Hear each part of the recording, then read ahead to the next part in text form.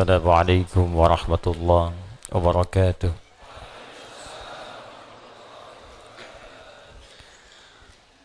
الحمد لله الذي خلق الإنسان من علق. الحمد لله الذي وعدنا لنكون من عباد الله المهديين. الحمد لله الذي أنزل القرآن وفيه شفاء وهدى للعالمين. ثم الصلاة والسلام على رسول الله نبينا ومولانا محمد وعلى آله وصحبه ومن والاه وبعد. فيا عباد الله أوصي نفسي وإياكم بتقوى الله فقد فاز المتقون فلا تموتن إلا وأنتم مسلمون. فقال تعالى يا أيها الذين آمنوا اتقوا الله حق تقاته ولا تموتن إلا وأنتم مسلمون. Saudara-saudariku, alhamdulillah kita masih diberikan kesempatan untuk beribadah dan mempelajari sebagian dari tuntunan syariat agama kita di masjid ini. Semoga seluruh niat kita diikhlaskan oleh Allah Subhanahu wa taala, karena seluruh ibadah akan bergantung kepada niatnya. Demikian Nabi Muhammad SAW menyampaikan pesan kepada kita dalam satu hadis yang diriwayatkan oleh sahabat mulia Umar bin Al-Khattab Abi Hassin radhiyallahu taala anhu, dan dinukil oleh Al-Imam Al-Bukhari dalam pembuka kitab sahihnya pada nomor hadis yang pertama dalam kitab Bad'ul Wahyi, innamal a'malu binniyat wa innama likulli imri'in ma nawa. Sungguh seluruh aktivitas pekerjaan apalagi ibadah itu akan bergantung kepada niatnya. Ini setidaknya memiliki dua makna utama. Pertama, semua hal yang terkait dengan motivasi, khususnya niat, itu akan sangat menentukan capaian, kesungguhan, dan kesuksesan sebuah pekerjaan. Jadi kalau niat kita sempurna dalam mengerjakan sesuatu, maka motivasi untuk mengerjakan pekerjaan itu pun akan maksimal dan sempurna. Anda niatnya sempurna untuk belajar, maka semua energi kita pun itu akan maksimal digunakan untuk belajar. Anda bekerja dengan niat yang tulus menyempurnakan pekerjaan, maka energi kita pun akan sempurna untuk memaksimalkan pekerjaan yang kita tunaikan. Dalam pendekatan ukhrawi atau akhiratnya, maka niat akan menentukan nilai pahala yang Allah berikan kepada kita terkait aktivitas yang kita tunaikan sebagai ibadah ataukah bukan. Jadi begitu kita kerjakan diniatkan karena Allah, maka berubah ia menjadi ibadah, dan disitulah kemudian memiliki nilai pahala. Tapi sebaliknya, sekalipun itu tanpa ibadah, bagian dari ibadah, tapi niatnya tidak ditujukan untuk kepentingan ibadah, maka dia tidak memiliki nilai pahala di hadapan Allah Subhanahu wa taala. Saya berikan contoh begini misal. Dia terlihat seperti ibadah, salat. Salat itu ibadah. Infak itu ibadah. Tapi ada orang yang bahkan dicela oleh Allah ketika salat, tidak dianggap ketika infak. Siapa mereka? Yaitu orang yang tidak meniatkan ibadahnya untuk ibadah. Fawailul lil musallin, celaka orang salat. Anda bayangkan, orang salat ada yang dinilai celaka, apalagi yang tidak salat. Tapi siapa yang salat dan celaka ini? Alladzina hum an salatihim sahun, yaitu orang yang lalai dalam salatnya. Lalai yang dimaksudkan apa? Apakah lalai ini lupa rakaat? Apakah lalai ini melambat-lambatkan salat? Ternyata definisi lalai yang pertama yang disebutkan di ayat ini, teruskan ayatnya, alladzina hum yuraun. Pertama yang lalai dalam niatnya. Lalai dalam niatnya. Seorang yang ibadah, motivasinya ingin dilihat Allah.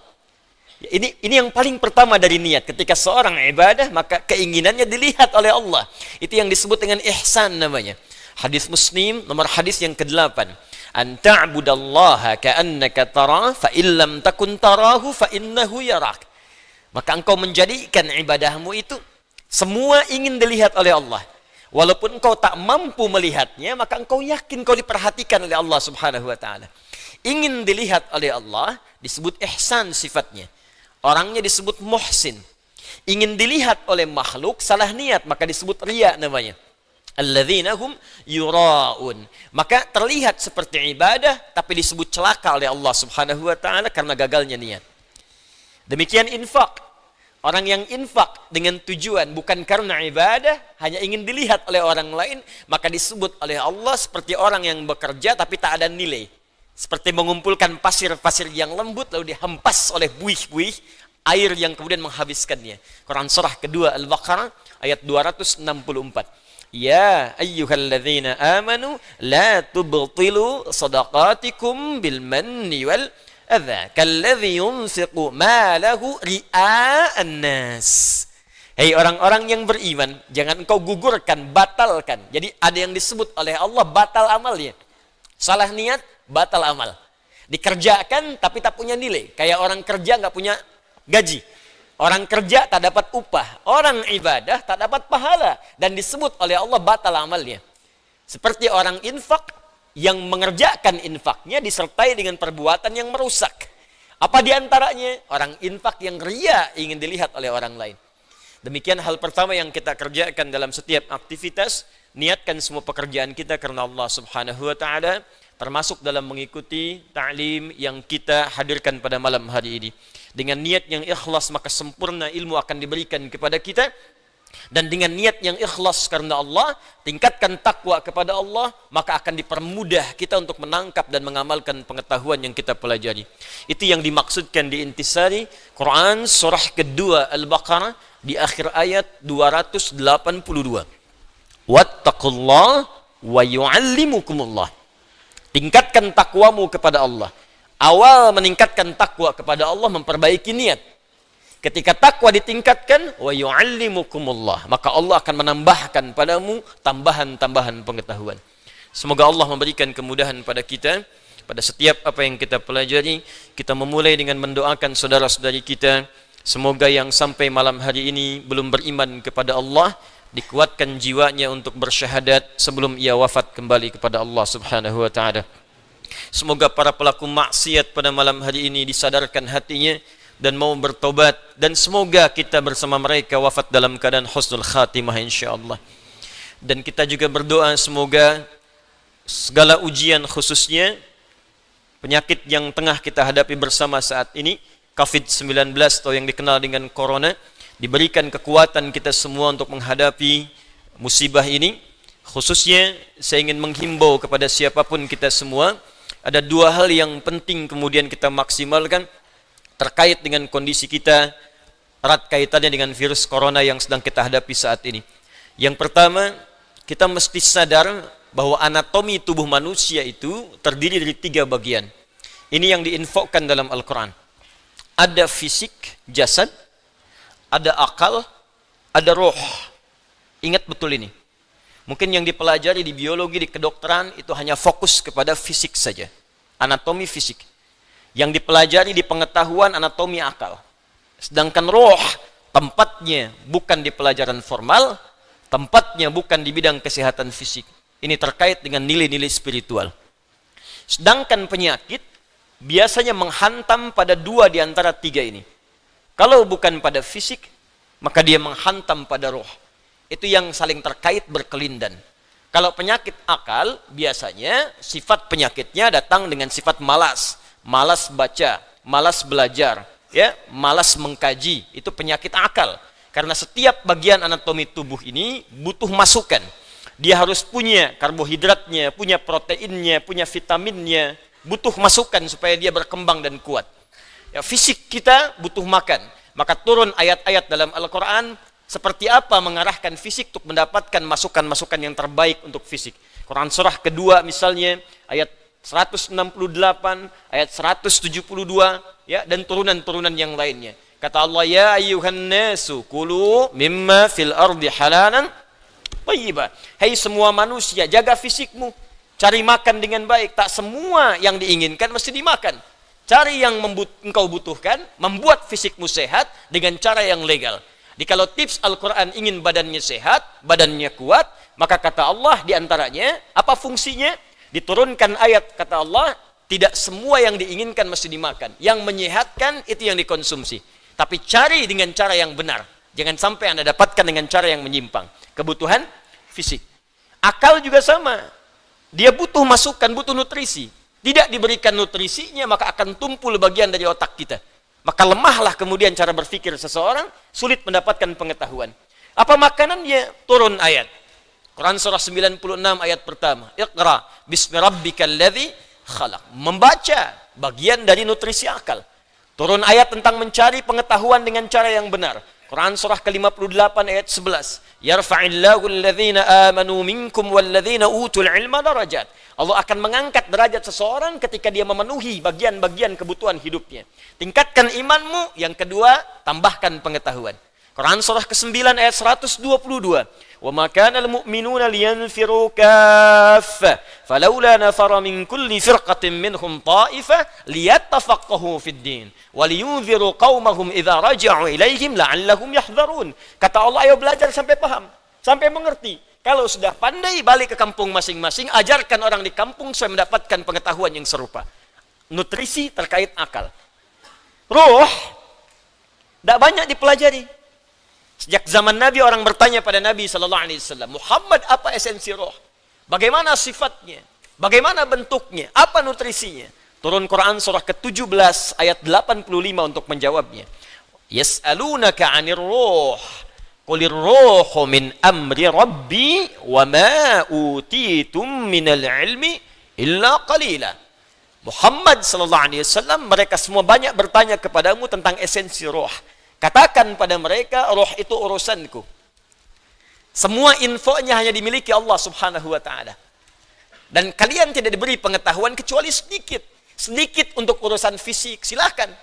Ya, gali analisis terkait tentang fisik, bedah. Dapatkan kebutuhannya, teliti bagian-bagiannya, dapat kita infonya. Tentang akal silakan temukan, kreasi.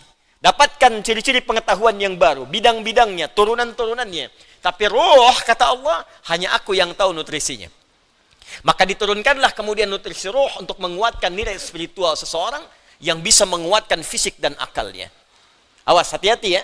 Kalau fisiknya sakit, tapi rohnya sehat, itu boleh jadi daya tahan tubuhnya semakin kuat. Dalam arti, bisa jadi, walaupun fisiknya kurang sehat, tapi rohnya kuat, dia bisa menjalani kehidupan dengan baik. Tapi kalau rohnya sakit, walaupun fisiknya terlihat sehat, sesungguhnya dia dalam keadaan selemah-lemahnya dalam beraktivitas. Nanti kita akan buktikan. Ya. Apa nutrisinya? Ibadah. Karena itu tidak ada nutrisi terbaik bagi roh kecuali ibadah. Untuk itulah kita diperintahkan sholat, diperintahkan mengaji, diperintahkan puasa, diperintahkan baca Al-Quran, diperintahkan tahajud. Apa esensinya? Untuk memberikan masukan kepada roh. Berikan makanannya supaya dia sehat. Berikan makanannya supaya dia kuat. Apa kaitan dengan kondisi saat ini? Dari hal yang saya paparkan ini, teman-teman sekalian, maka kita bisa bersama-sama menghadapi, musibah yang tengah kita alami saat ini dengan virus corona. Kita bagi pada dua bagian. Pertama, secara fisik, rujuk Kementerian Kesehatan. Bagaimana informasi dari pemerintah yang disampaikan kepada kita, kita ikuti itu. Ya. Perilaku hidup yang sehat. Ya, kemudian cari makanan yang dibutuhkan yang kuat, hindari begini begitu, tipsnya kita ikuti karena itu ikhtiar. Ya, ikhtiar secara fisikal yang kita bisa ikuti pedoman-pedomannya. Tapi ada bagian juga yang sangat penting yang terkait dengan pedoman roh. Karena sekuat-kuatnya fisik, kalau rohnya lemah, maka akan berpengaruh pada ketahanan fisiknya. Saya beri contoh sederhana begini.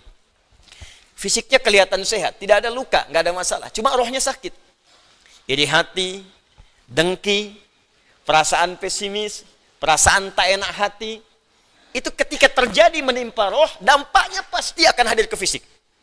Sakit iri hati, hatinya rohnya yang sakit, fisiknya kuat. Tapi makan jadi nggak enak. Ketemu orang jadi nggak nyaman. Tidur jadi nggak enak, terbawa ke fisik. Sebaliknya penyakit fisik, kalaupun rohnya bagus, fisiknya kena penyakit, tapi tetap beraktivitas akan tetap semangat. Nabi Ayyub itu kan serangan fisiknya kuat. Tapi karena kondisi rohnya kuat, untuk ibadah pun luar biasa. Baru saat kondisi penyakit mengganggu kepada ibadahnya, baru mohon kepada Allah Subhanahu wa taala diberikan kesembuhan. Baik. Karena itu, terkait dengan ini saya ingin memberikan pendekatan-pendekatan spiritual bagaimana kita bisa menguatkan roh sehingga daya tahan tubuh kita untuk terbantu, ya, bisa menguatkan diri dan setidaknya membangun kepercayaan diri agar kita tetap beraktivitas dengan sempurna dan sebaik-baiknya.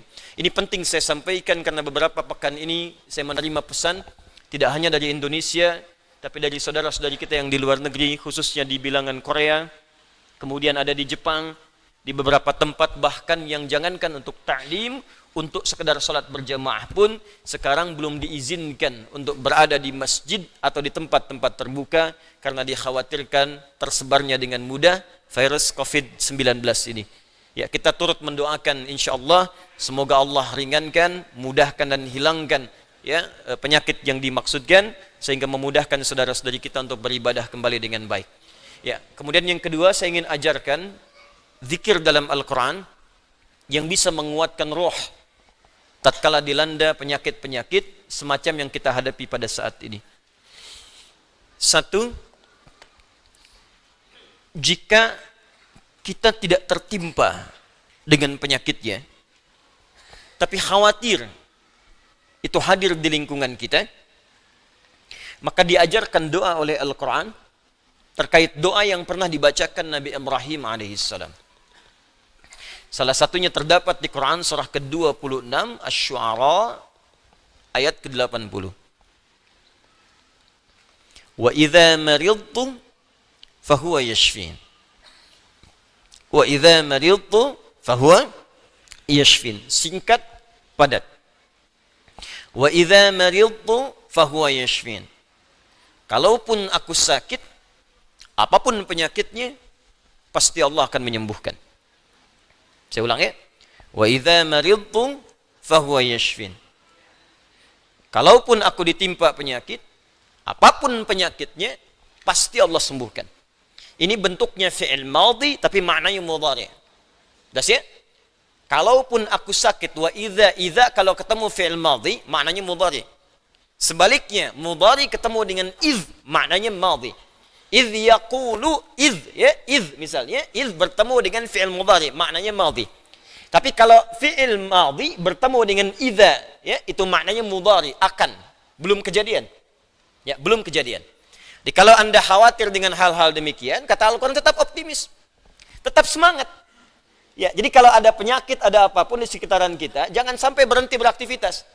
Kalau menjadi epidemi, jadi wabah, kata Nabi, lakukan karantina. Benar yang dikerjakan sekarang. Yang sakit jangan datang ke tempat-tempat perkumpulan, jangan keluar dari wilayah, kata Nabi, tinggal di situ. Yang tak sakit jangan berkunjung ke situ. Nah, itu perintah yang Nabi sampaikan ketika menjadi kepala negara. Maka kalau sekarang kepala negara atau lewat kementerian menginformasikan, jangan dulu orang asing masuk ke sini. Atau yang kena penyakit jangan berbaur. Nah, itu bagus, kita ikuti. Ikuti. Sekarang DMI, Dewan Masjid Indonesia, memberikan pengumuman, ada 6 poin di situ. Kita ikuti dengan baik. Ya, jadi kalau yang sedang sakit, sedang flu, batuk-batuk dan sebagainya, dirasakan bisa menular misalnya, maka tinggal di rumah. Salat. Ya, jangan berbaur dulu, khawatir menular. Itu standar dalam hadis Nabi. Itu biasa. Tapi kalaupun Anda misalnya berhadapan dengan orang-orang dan belum tahu bagaimana penyebarannya, tindakan preventif penting, silakan mau pakai masker yang lain. Tapi keyakinan perlu dibangun. Kata Allah, wa idza maridtu fahuwa yashfin. Yakin. Ingat, ajal tidak terkait dengan penyakit. Ajal itu terkait dengan maut. Ingat baik-baik. Ajal terkait dengan maut, bukan dengan penyakit. Ya, belum tentu Anda ditimpa penyakit langsung meninggal, belum tentu. Karena banyak orang sehat pun wafat seketika. Jadi gak ada kaitan penyakit dengan kematian. Ingat ya, kematian terkait dengan ajal. Quran surah ke-7 ayat 34. Walikulli ummatin ajal. Setiap umat ada batas waktu hidupnya. Fa idza jaa ajaluha la yastakhiruna sa'atan wa la yastaqdimun. Kalau sudah tiba ajalnya, maka tak bisa Anda mohon dimajukan, tak bisa pun dimundurkan. Nah, ayat ini ingin mengatakan sudah kalau mau itu urusan Allah. Mau dengan kematian, mau dengan mau dengan penyakit, mau dengan yang lainnya, kalau tiba ajal yang meninggal. Kalau belum tiba ya nggak akan wafat. Makanya nggak usah terpikir bunuh diri, nggak ada kerjaan. Ya. minum Baygon misalnya 1 kontainer, ya kalau belum tiba ajalnya nggak akan wafat. Ya, jelas ya. Dan kalaupun sedang sakit, jangan dikait-kaitkan dengan kematian. Mungkin yang nengok meninggal duluan. Bisa jadi begitu. Atau dokter yang mengobati wafat duluan. Mungkin terjadi. Karena itu kalaupun Anda kemudian misal ada vonis dari dokter, Anda terkena, Anda suspek, Anda macam-macam, tidak. Jangan simpulkan dengan hal-hal yang kecil dulu.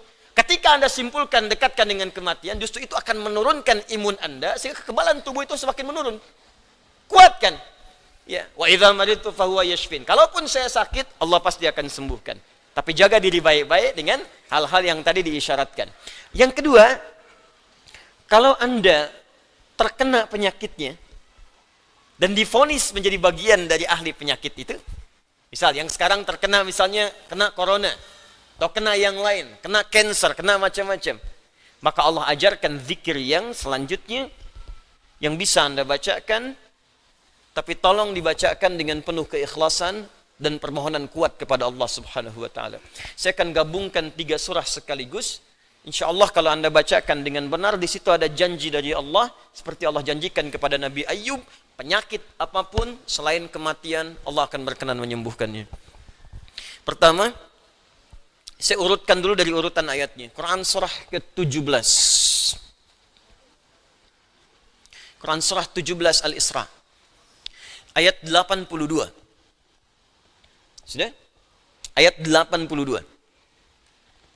Disambungkan ke Quran surah ke-21 Al-Anbiya ayat 83 sampai 84. Nanti saya bacakan ayatnya. Terakhir ditutup dengan Quran surah pertama Al-Fatihah ayat 1 sampai 7. Quran surah ke-17 Al-Isra ayat 82. Quran surah ke-21 Al-Anbiya ayat 83 sampai 84 dan ditutup dengan Quran surah Al-Fatihah ayat 1 sampai ayat 7. Sekarang perhatikan baik-baik. Awas, ini bukan ilmu otak-atik ya. Ini isyarat Al-Quran. Wa nunazzilu minal Qur'ani ma huwa shifaa'un. Ini poinnya. Wa rahmatul lil mu'minin وَلَا يَزِيدُ الظَّالِمِينَ إِلَّا خَسَارًا وَنُنَزِّلُ مِنَ الْقُرْآنِ.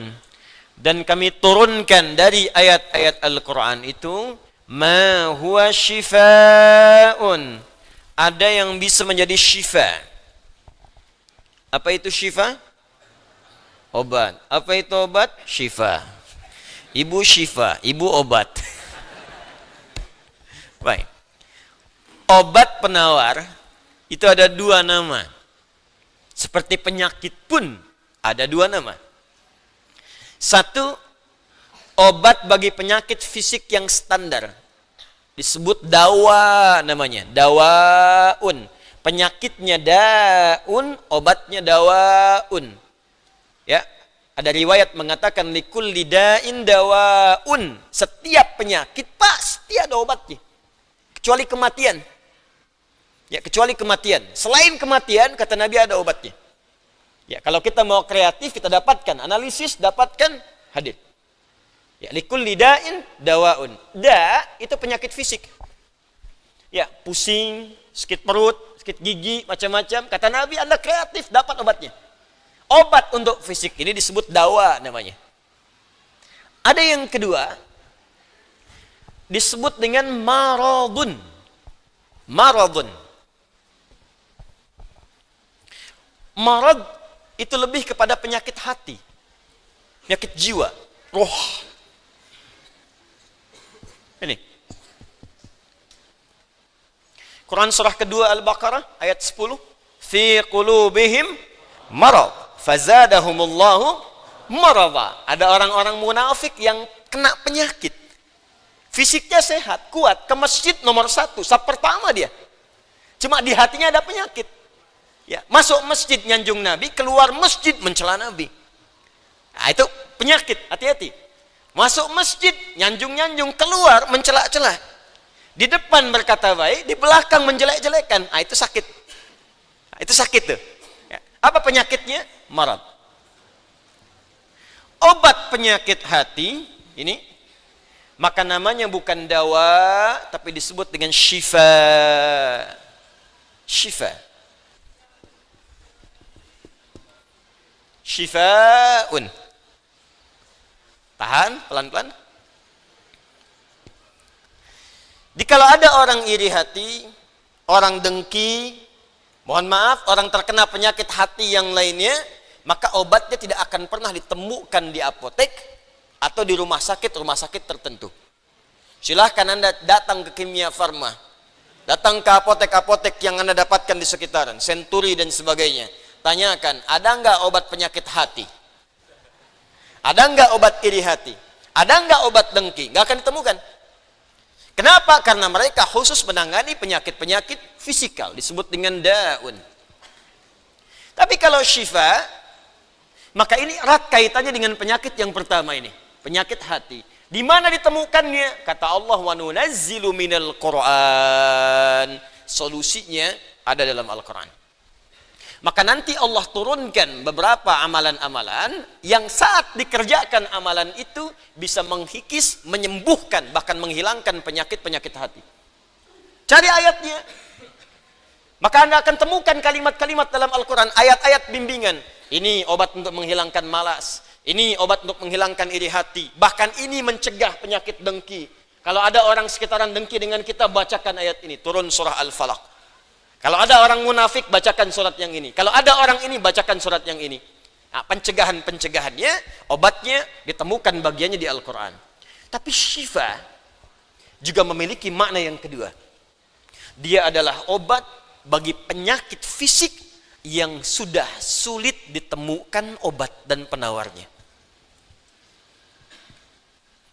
Kalau dokter sudah mengatakan, sudah ini nggak ada obatnya, ini belum ditemukan penawarnya, maka Allah turunkan kemudian beberapa ayat dalam Al-Quran berupa zikir-zikir tertentu yang kalau dilakukan dengan benar, maka melahirkan penawar yang tidak ditemukan secara fisikal. Apa diantaranya? Yuk kita bacakan Quran surah ke-21 Al-Anbiya ayat ke-83 sampai 84. Kenal Nabi Ayub? Bagus. Ada yang kenal di sini. Baik. Bukankah ujian Nabi Ayub salah satunya kena penyakit fisik? Bukankah ujian Nabi Ayub alaihissalam salah satunya kena penyakit fisik? Ya. Pertama ujian harta, habis semua asetnya. Yang kedua ujian keluarga, wafat semua anaknya. Yang kedua ketiga ujian fisik. Ditimpa, diuji dengan penyakit, maaf, yang belum ditemukan obatnya, tidak akan pernah dirasakan orang sebelumnya, tidak dialami orang setelahnya, saking parahnya penyakitnya. Dokter mengatakan sudah nggak ada obat. Orang mengatakan secara klinis mustahil sembuh, nggak ada obatnya. Maka apa yang dikerjakan oleh Nabi Ayub alaihissalam?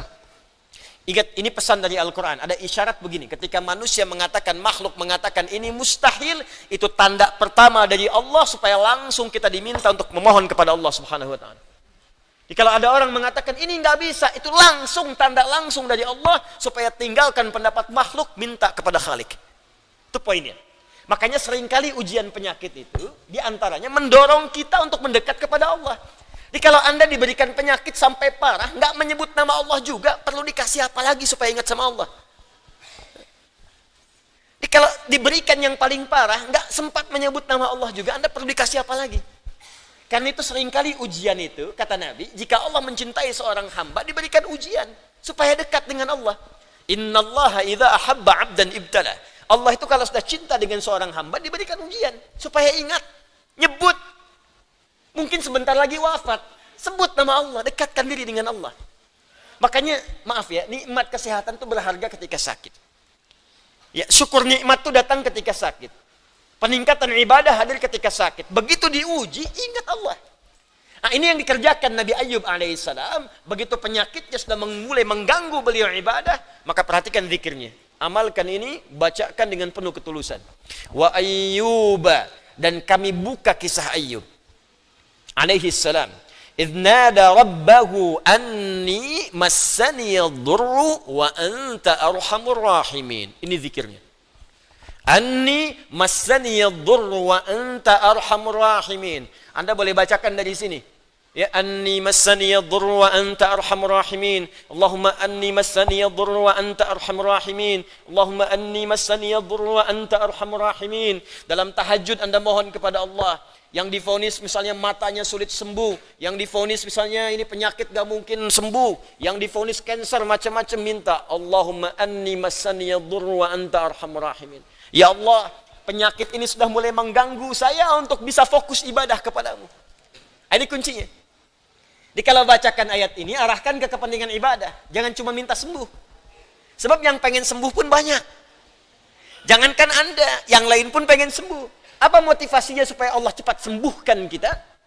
Maka dekatkan kesembuhan itu pada kepentingan ibadah. Minta, ya Allah saya pengen sholat.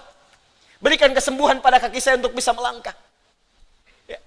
Ini peserta karantina Al-Quran, mungkin sebentar lagi akan datang kisahnya. Ada salah satu matanya yang gak berfungsi. Divonis gak bisa melihat. Gak bisa melihat salah satunya. Dia ikut karantina. Dia baca Quran dengan tulus. Dia berdoa kepada Allah.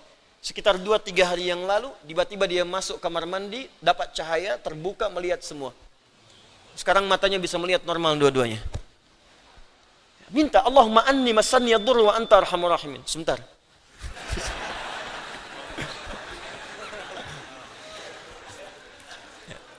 Ya Allah, ini penyakit sudah mulai mengganggu saya untuk ibadah. Saya pengen ke masjid ya Allah. Saya pengen Jumatan. Saya pengen jamaah ya Allah. Cuman karena ini saya nggak bisa lagi jamaah. Bukankah engkau menyukai hambamu yang jamaah ya Allah?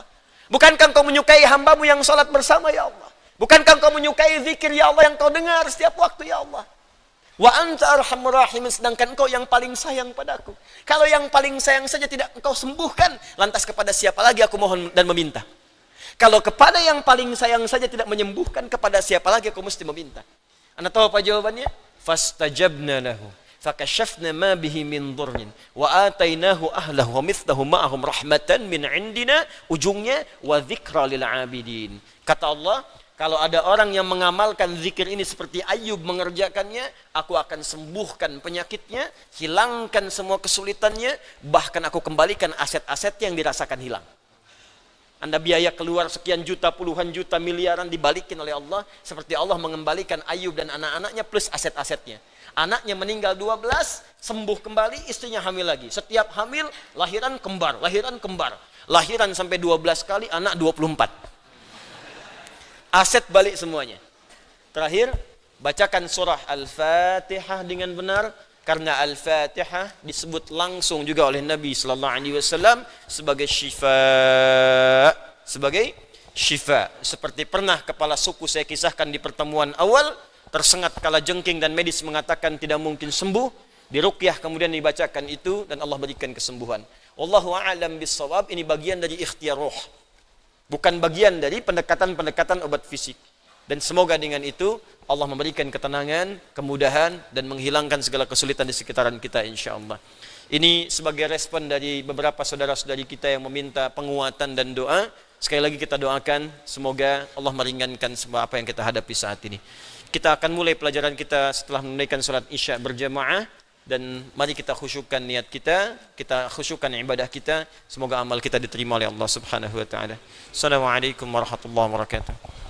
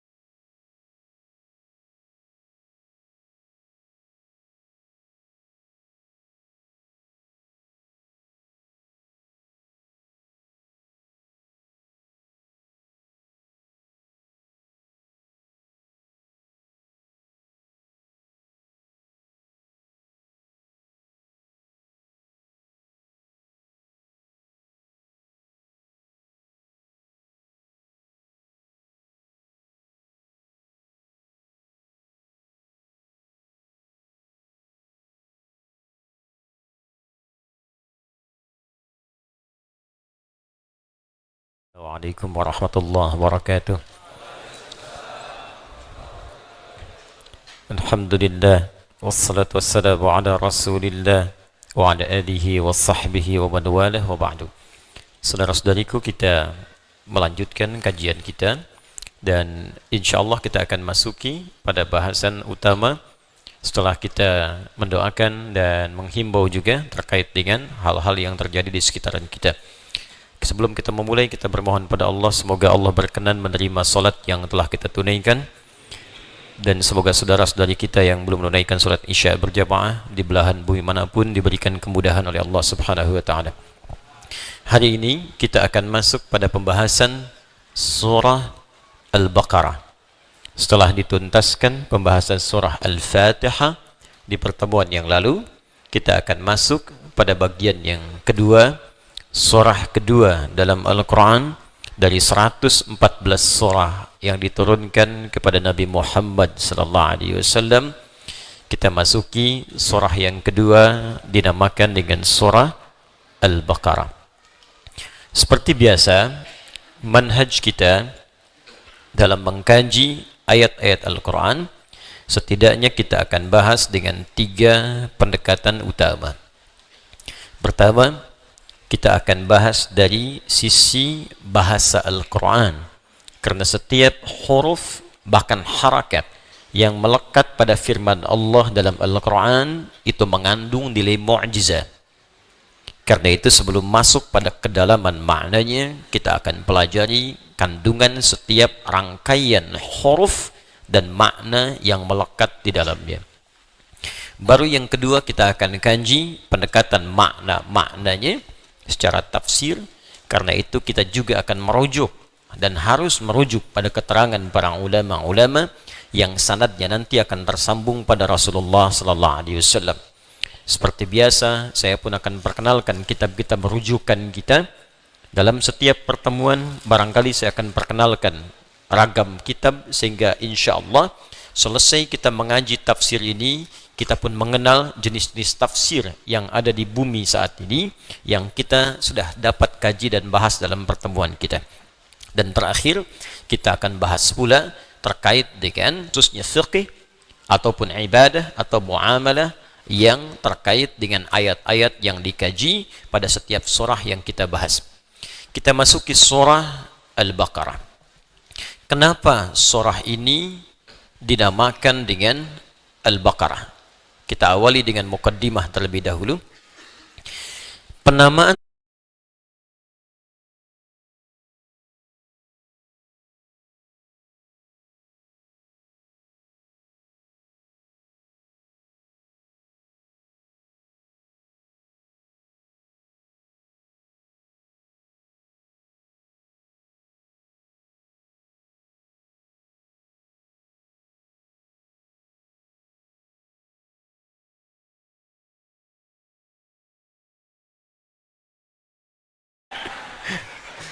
saya sengaja buka karena kadang ada akhwat masuk sana sini gitu kan, supaya tidak bercampur. Tapi kalau saya pakai berarti terlihat. Cuma nanti kalau saya baca kitab, kemungkinan besar saya pakai kacamata. Kalau lihat antum, saya buka kacamata.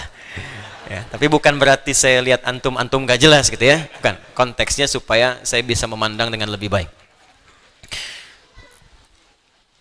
Nama yang melekat pada surah Al-Quran setidaknya mengacu pada 3 kriteria utama. Pertama, ada nama yang dilekatkan pada sebuah surah mengambil lafaz atau kalimat yang terletak di ayat itu, baik dia berada di awal ayat, pertengahan, ataupun akhirnya. Misal, yang di awal ayat misalnya kita temukan surah diberi nama dengan lafaz awal ayatnya, surah Yasin misalnya. Ya, surah ke-36. Yasin wal Qur'anil baik. Maka diberi nama surahnya dengan surah Yasin, mengambil lafaz pertama di awal ayat, di awal surah yang dimaksudkan. Yang juz amma misal surah Ad-Duha. Wad-duha wal-laili idza saja. Wad-duha, Maka diberikan nama yang melekat pada surah ini dengan nama Ad-Duha. Ada lagi misal yang di pertengahan, ya, Al-Insyirah atau surah Alam Nashrah atau Asy-Syarah. Ya, dari mana kalimatnya diambil Asy-Syarah? Ada redaksi berbunyi di awal ayatnya, Alam Nashrah laka sadrak. Alam awal pembukanya, Nashrah. Dari sini diambil kemudian penamaannya surah Asy-Syarah atau Al-Insyirah atau bahkan disebutkan alamnya, Alam Nashrah. Ada yang diambil dari akhirnya misalnya. Ya, dua surah paling favorit di muka bumi bagi muslim milenial masa kini. Dua-duanya Qul. Ya, Qul terakhir dalam Al-Qur'an surah 113 dan 114. 113 Qul a'udzu birabbil falaq. 114 ini yang paling favorit. Qul a'udzu birabbin nas. Maka surah 113 diberi nama surah Al-Falaq. Dan surah ke-114 diberi nama surah An-Nas. Jadi ada nama surah yang diambil dengan nama lafaz pembuka atau yang melekat pada ayat itu, baik di awal, pertengahan ataupun akhir ayat, karena hikmah tertentu. Nanti kalau sudah masuk ke dalam surah dan ayatnya, kita bahas hikmahnya. Ada yang kedua, diberi nama dengan esensi yang melekat pada isi surah tersebut, walaupun namanya tidak ada di lafadznya. Jadi kalau dicari di lafadz surahnya, sampai kiamat kurang 2 hari, nggak akan ketemu. Nggak ada dicari-cari lafadznya itu. Tapi esensinya ke situ. Misal, tadi 113, 114, 112. Ya, ini dibaca oleh orang yang paling ikhlas di muka bumi. Qul pelengkap dari yang 2 tadi. Ya. Qul huwallahu ahad. Allahus samad. Lam yalid walam yakul lahu kufuwan ahad. Coba cari mana kalimat Al-Ikhlasnya. Ulangi lagi kalau nggak percaya. Surahnya namanya surah apa? Tuh. Bacaannya Qul huwallahu Allahus lam yalid walam yakul lahu. Mana Al-Ikhlasnya? Secara lafaz tidak ditemukan. Secara esensi makna, kalau dibaca semua sampai akhirnya, intinya ikhlas. Apa itu ikhlas? Dan menggunakan alif lam sehingga menjadi al-ikhlas. Contoh. Nah, pakai kacamata.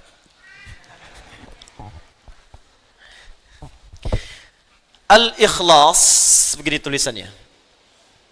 Ya.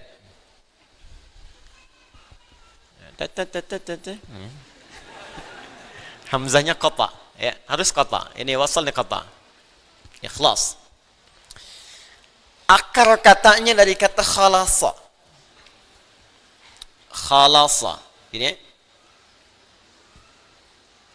Khalasa.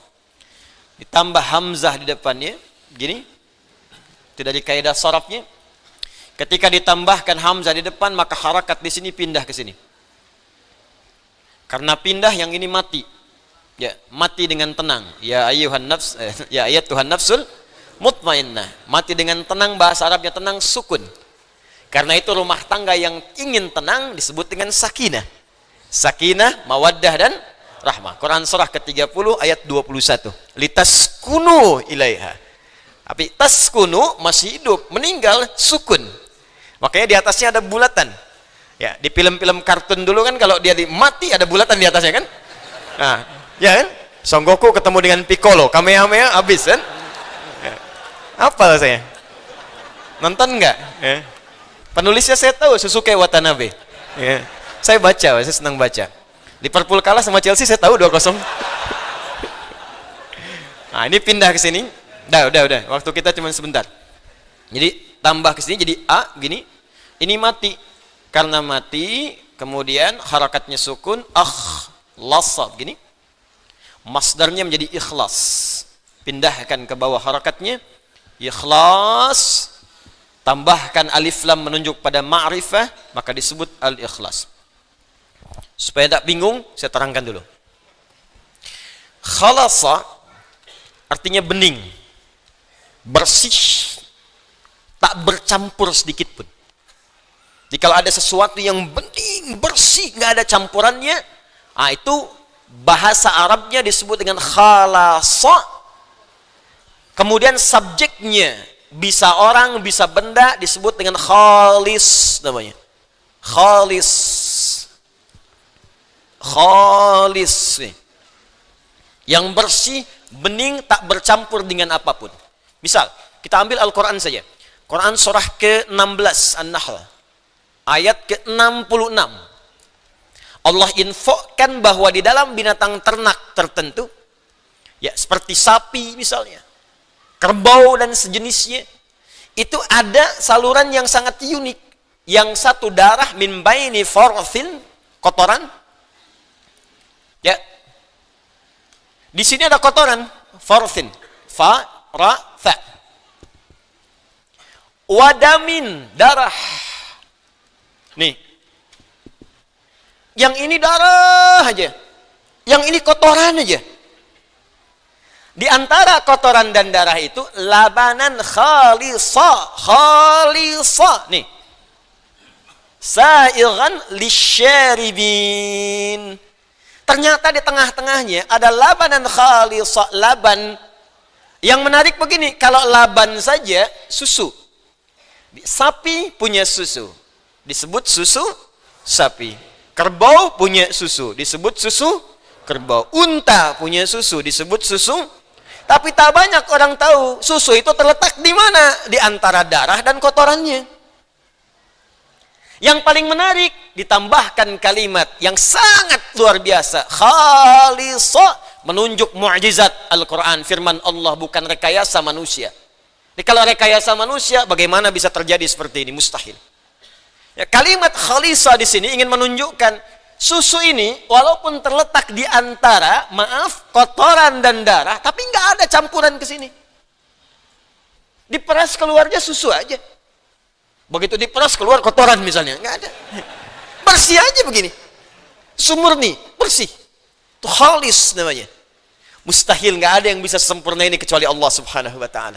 Ada kotorannya, ada darahnya, yang keluar air susunya. Bahkan kata Allah Subhanahu wa taala, ketika diminum begitu mudahnya diminum, lancar, enak. Orang nggak pikir-pikir kembali. Inilah khalis yang tidak bercampur sedikit pun, tidak dengan kotoran, tidak dengan darah. Nah, kalau Anda ingin menghilangkan sebuah campuran, sehingga dengan itu Anda ekstrak misalnya, campuran yang kotornya Anda buang secara kimiawi. Ini buang pasirnya, ini buang misalnya lumpurnya, sehingga yang tersisa disuling airnya saja yang bersih. Maka ketika Anda ingin membuang bagian-bagian kotoran yang lainnya, tambahkan hamzah di depannya. Dengan fungsi di ilmu sharaf namanya lil izalah, untuk membuang yang tidak diinginkan. Tambahkan hamzah di depannya dari akar katanya. Khalasa, tambahkan hamzah, pindahkan harakatnya ke sini. Hamzah ini fungsinya lil izalah. Izalati. Nah, ini. Untuk menyingkirkan, membuang, menghilangkan yang tidak diinginkan. Di kalau khalasa, sudah bersih. Indaka la'amal al'an, khalas. Apa masih ada pekerjaan sekarang? Sudah selesai. Artinya nggak ada pekerjaan-pekerjaan lagi, beres. Nggak ada campuran yang lain. Ya, selesai. Tapi kalau Anda ingin selesaikan, buang bagian-bagian tertentu, tersisa ininya saja. Maka Anda tinggal tambahkan hamzah di depannya dan buang campuran-campurannya sehingga menjadikan sesuatu itu murni dan bersih. Tambahkan jadi akhlasa. Nih. Kalau sudah dihilangkan, bersih semuanya, maka menjadi sifat, masdar, ya, ism. Maka berubah namanya dari akhlasa menjadi ikhlas.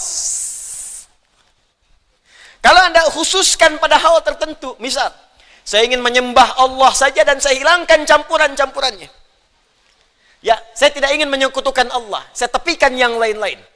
Yang saya sembah Allah saja. Yang saya pertuhankan hanya Allah, yang lain saya tepikan. Saya tidak mengakui yang lain, saya buang semua. Hilangkan. Yang saya akui hanya Allah saja. Maka tambahkan alif lam di depannya pada kalimat ikhlas. Menjadi al-ikhlas. Karena itu ketika Anda membaca surah Al-Ikhlas, maka surahnya hanya menunjuk kepada Allah semata, yang lain buang semua. Qul huwallahu katakan Muhammad kalau ingin bertuhan, hanya Allah saja satu-satunya. Ahad itu satu, nggak ada duanya. Apalagi tiga dan sebagainya. Karena itu namanya pun langsung ditetapkan oleh Allah. Di ketika turun pertama kali, itu kalimatnya Rabb semua. Ya, Qul a'udzu birabbil falaq, qul a'udzu birabbin nas, Rabb. Orang-orang Quraisy bertanya, Muhammad, nama Tuhanmu sebenarnya siapa? Kalau Rabb, kami juga punya Rabb, namanya Lata, Uzza, Manat. Itu Rabb kami. Rabb kamu siapa? Maka turun kalimat dari Allah. Qul, katakan pada mereka. Huwa, yang dimaksud Rabb itu Allah. Ahad. Sudah, hanya satu-satunya, nggak ada yang lain. Bahkan namanya pun menunjuk pada yang satu. Saya pernah katakan kepada Anda, ini nama mesti beda dengan nama Tuhan dan makhluk, mesti lain. Kalau Anda ingin menuhankan sosok Tuhan, maka ciri pertamanya kata Al-Quran mesti beda dengan makhluk. Ada khalik, ada makhluk. Kalau makhluk punya sifat ketuhanan, berarti tidak sama. Kalau Tuhan punya sifat makhluk, berarti bukan Tuhan. Jadi yang paling logis antara Tuhan dengan makhluk mesti beda sebeda-bedanya. Makanya ada kalimat dalam Al-Quran singkat, padat, jelas, tepat. Laisa kamitslihi syai'. Gak boleh sama. Makanya namanya pun kata Allah beda. Ketika Anda hilangkan semua namanya pun, satu persatu hurufnya akan tetap menunjuk kepada Allah Subhanahu wa ta'ala. Allah. Tuh tulisannya. Kurang kebaca, saya gedein. InsyaAllah. Bismillah. Tuh saya tulis sendiri, hapus sendiri. Ya. Ya mah cuman ngelihat, nonton, ketawa, masuk surga. Enak banget. Alhamdulillah. Lihat sini. Allah. Oh. Ahad. Satu-satunya, nggak ada yang lain. Saya nggak bicara sifat dan yang lainnya dulu. Saya bicara tentang namanya dulu. Bahkan kata Allah, namanya pun ahad. Hanya menunjuk pada yang satu, yang lain nggak bisa ikut. Bagaimana kalau kita buang? Buang satu. Baca. Lillahi ma fis samawati wa ma fil ard. Masih menunjuk kepada Allah. Yang lain nggak ikut-ikut. Buang satu lagi. Satu dibuang, maka tasdidnya hilang. Lahu mulkus samawati wal ard. Lahu ma fis samawati wa ma fil ard. Masih menunjuk kepada Allah. Buang lagi lamnya. Baca. Hu, singkatan dari huwa. Tahu dari mana disingkat? Sebab ketika kita baca huwa, maka wakaf di situ, wa-nya nggak bunyi. Al-Baqarah ayat 255. Allahu la ilaha illa hu. Kalau mau baca huwa, teruskan wasal. Allahu la ilaha illa huwal hayyul qayyum. Baru baca huwa. Karena bacaan Quran termasuk bahasa Arab itu, al-arabu la tantiqu illa bil harakat wa la taqifu illa bis sukun. Orang Arab tak mungkin mengucapkan kecuali ada harakatnya, disebut dengan hidup ayu. Dihidupkan dengan a fathah, ya kasrah i atau u dhammah. A i u. Awas, wa taqifu au tantahi bis sukun, dan berhenti dengan sukun. Walaupun ada tandanya harakat, kalau berhenti harakatnya enggak dibaca. Baca Al-Fatihah, nggak ada yang bunyi di ujungnya kalau dia sukun. Alhamdulillahi Rabbil Alamin. Sukun. Padahal akhirnya fathah. Cek ya, khatam-khatamnya sampai 10-14 riwayat, nggak ada yang dibunyiin akhirnya. Alhamdulillahi Rabbil Alamin. Nggak ada. Pasti mati. Maka yang disebut mad jadi panjang, arid baru. Kenapa? Karena sukun, mad arid disukun. Ini pun sama. Kalau Anda ingin berhenti pada kalimat huwa, Allahu la ilaha illa, wa-nya hilang. Allahu la ilaha, enggak ada yang lain, jangan ikut-ikut. Illa, kecuali yang ini aja, huwa. Kalau berhenti di sini, wa-nya enggak dibaca, hu. Paham? Baik, terus Anda tanya lagi, huwa ini siapa? Balikin ke al-Ikhlas tadi. Kul, katakan huwa, yang dimaksud huwa ini Allah. Kul huwa Allah ahad. Kul huwa Allahu ahad. Allah lagi. Anda hapus semuanya, hilangin tuh. Tuh. Hilangin, hilang. Kelihatan nggak? Nggak kelihatan, namanya ghaib. Alladzina yu'minuna bil ghaib. Menunjuk ke Allah juga. Jadi yang lain nggak ikut, satu tanda. Jadi indah. Jadi kalau Anda baca surat Al-Ikhlas dengan benar, qul huwallahu ahad. Mesti ikhlas. Apa artinya ikhlas di sini? Menjadikan Tuhan itu hanya Allah saja, yang lain tidak ikut-ikut. Karena itu kalau orang sudah paham, bergantungnya pun pasti akan terkait dengan yang satu. Allahus somad. Sifat-sifat makhluk hilang. Melahirkan, dilahirkan, hilang. Lam yalid walam yulad. Berteman, punya sekutu. Nggak mungkin Tuhan. Tuhan tuh mesti kuat. Manusia punya partner, Tuhan tidak. Makhluk dilahirkan, Tuhan tidak. Makhluk melahirkan, Tuhan tidak. Makhluk mesti lebih lemah dibanding Tuhan. Walam yakul lahu kufuwan. Maka Tuhan tak punya syarikat. Indah konsepnya. Ini konsepsi dalam Islam. Jelas konsepsinya. Paham? Tapi dalam kejelasan ini pun tetap diminta menghormati orang lain. Tuh indahnya, kok cari deh di kitab manapun. Tunjukkan pada saya. Nggak akan ada yang seperti ini keterangannya. Tunjukkan pada saya. Anda ada ditemukan, silahkan. Potong kambing. Nggak ada. Lakum dinukum la ikraha. Jangan paksa orang. Tugas kita meyakini, cuman belajar supaya benar-benar yakin. Jangan cuma mengatakan la ilaha illallah, syahadu an la ilaha illallah, tapi nggak ada ilmunya. Dikasih super mie pindah. Kasih sarung pindah, kasih biskuit pindah. Makanya mesti ada ilmu. Ilmu itu kita pelajari, dikenal dengan ilmu tauhid namanya. Untuk mengesahkan Allah dari kata ahad muncul wahada yuwahidu tauhidan. Itulah yang disebut Quran surah ke-47 ayat 19. Fa'lam annahu la ilaha. Terjemahkan dengan ilmu nahunya, baca dengan balaghahnya. Fa'lam, maka cepat mesti punya ilmu. Bukan sekedar dengan terjemah, maka ketahuilah, ya sudah tahu. Yang tahu itu diyakinkan. Bagaimana meyakinkannya? Cari ilmunya, pelajari supaya kita yakin betul menyembah Tuhan yang benar. Harus yakin, itu agama pengetahuan Islam itu. Dituntut kita untuk tahu, cari. Pelajari kenapa Tuhanmu Allah. Itu Allah sendiri yang nyuruh. Sampai benar-benar yakin, makanya nggak goyah kita. Sampai yakin betul. La'annahu la ilaha illallah. Sampai engkau bisa tetapkan dalam jiwamu, nggak ada Tuhan selain Allah. Paham? Tapi dalam keadaan ini pun jangan paksa orang. Hormati orang lain, jangan ganggu. Kalau mau orang lain ibadah, silahkan ibadah. Jangan diganggu mereka. Kalau tanya, kita jelaskan. Kita dakwahi dengan baik. Mau masuk, alhamdulillah. Mau tidak, itu pilihan. Fair kan? Toleran tidak? Maka saya sering katakan, jangan ajarkan toleransi pada umat Islam. Sudah khatam, Cepi. Sudah lengkap semua. Toleransi, menghormati, sudah. Tapi standar dalam setiap keyakinan, merasa yang diyakini itu benar. Itu sudah standar. Sudah standar. Saudara sebangsa kita, misalnya yang Kristen, yakin Kristen benar, makanya masuk Kristen. Yakin Hindu benar, masuk Hindu. Yakin Buddha benar, masuk Buddha. Kita yakin Islam benar, makanya kita Muslim. Jadi kalau ada orang mengatakan agama saya benar, itu sudah standar. Jadi kalau ada orang mengatakan begini, jangan mengaku paling benar, yang lain juga benar. Itu orang kurang sehat. Dia nggak tahu cara berpikir yang benar. Sudah pasti semua pemeluk agama meyakini agamanya itu benar, sudah pasti. Itu udah nggak perlu diajarkan kembali. Tapi bagaimana menunjukkan kebenaran yang sejati? Maka Quran menawarkan dengan elegan. Silahkan pelajari. Nih standar Tuhan begini. Yang di luar standar bukan Tuhan. Dan diajak berpikir kita cerdas. Ayo berpikir dengan objektif. Begini, begini, begini, muncul tulisannya. Dan muncul aturannya. Itu yang dikenal dengan ikhlas. Maka orang yang baca dan khatam al-ikhlas tidak akan mengatakan di lisannya semua agama sama. Menuju Tuhan yang sama. Walaupun caranya beda-beda, artinya dia belum hafal surah Al-Ikhlas. Baru bisa baca.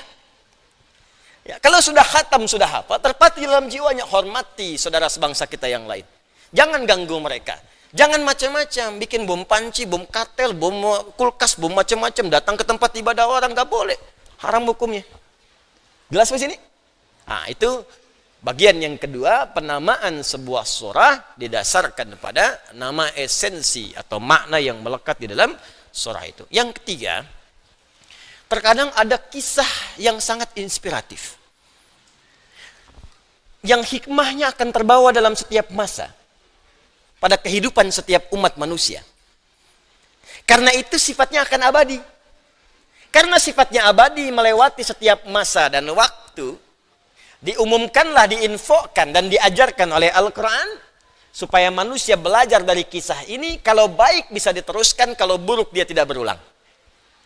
Maka di antara penamaan surah dalam Al-Quran adalah yang diberikan dengan nama-nama kisah yang dimaksudkan. Salah satunya adalah nama bagi surah yang kedua dalam susunan mushaf pada Al-Quran diberi nama dengan surah Al-Baqarah. Surah Al-Baqarah ini menganut bagian yang ketiga, yaitu disebutkan penamaannya atas kisah inspiratif yang terjadi pada satu masa yang hikmahnya ingin disampaikan oleh Allah kepada kita umat manusia tanpa mengenal batas dan waktu. Seperti apa kisahnya, bagaimana kemudian inspirasinya, seperti apa di awali ayat sampai akhirnya, ini yang coba kita akan baca dalam kesempatan malam hari ini. Jelas sampai sini? Apa artinya Al-Baqarah? Sapi betina. Kalau sapi jantan, buang taknya, bakar. Jelas ya? Nah, sapi jantan. Kalau sapi betina, Al-Baqarah. Baik. Unta jantan, Jamal. Unta betina, wah jangan ngarang, bukan Jamalah. Enggak semua yang betina itu atau yang kemudian gendernya beda mesti tambah tak, tidak semua begitu. Nanti repot begitu kan? Masjid itu buat laki-laki, buat perempuan masjidah, ini tidak. Nah, unta jantan jamalun, unta betina naqatun, naqatallahi wasuk ya fakadzabuhu faqaru ha. Unta jantan jamal hatta yalijal jamalu fi samil khiyat. Jelas? Kalau unta saja nggak tahu jantan atau betina, ibil. Ibil. Bukan unta nggak jelas jantan betina, bukan. Bukan lucu-lucuan aja gitu kan, bukan. Ini unta kalau kita belum tahu ini jantan atau betina umum namanya ibil. Afala yanzuruna ilal ibili kaifa khuliqat. Apakah dia jantan atau betina? Kalau sudah tahu jantan jamalun, betina naqatun. Jelas? Unta yang ditunggangi.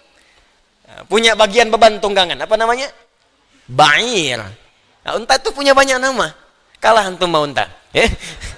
Nanti lain waktu kita bahas. Nah, sekarang Baqarah itu sapi betina secara terjemahan. Tapi ingat, membaca Al-Quran dan share tentang nama surah tidak boleh dengan terjemahan. Terjemah itu hanya untuk mendekatkan makna pada keterangan yang akan kita gali. Tapi share ini tetap menggunakan bahasa Arabnya. Karena mu'jizat, ya, termasuk nama-nama melekat pada Al-Quran mu'jizat. Yang kalau disebutkan terjemahannya hilang sifat mu'jizatnya. Akhi lagi merajaah surat apa? Al-Baqarah, An-Nisa, Ali Imran, An-Nahl, senang semua. Ukhti lagi merjaah surat apa? Surat mak-mak. Hilang. Anda apa? Surat semut. Ya, An-Nisa tadi, An-Naml yang berikutnya. Kan gak enak kedengarannya. Nah, apa kisah yang terjadi dalamnya sehingga disebutkan Al-Baqarah, kita bacakan kemudian keterangannya. Saya bawa kitab namanya Qasasul Quran. Karangan Syekh Muhammad Ali Qutb. Nah, nanti kalau sudah masuk pada kisah yang lain, mungkin satu saat saya akan bawakan infokus, mungkin di sini dipasang. Ada buku bagus termasuk peta-petanya, Atlas Qasasul Quran. Ada atlasnya, ini petanya di mana? Misal Nabi Ayub lahirnya di mana? Sekarang tempatnya di mana? Posisinya di mana? Kanan atas, kiri bawah, atau ke tengah-tengah, dia di negara mana? Nah, Nabi Sulaiman sebelah mana? Nanti kita coba tunjukkan sehingga sampai sejelas-jelasnya. Paham ya? Ini kita buka kisahnya. Ini mengisahkan tentang kisah-kisah yang ada dalam Al-Quran. Ya, ini masih asli, saya dapatkan asli, jilidnya asli, masih berbahasa Arab. Ya, karena itu nanti saya coba bacakan, kita ambil pada malam hari.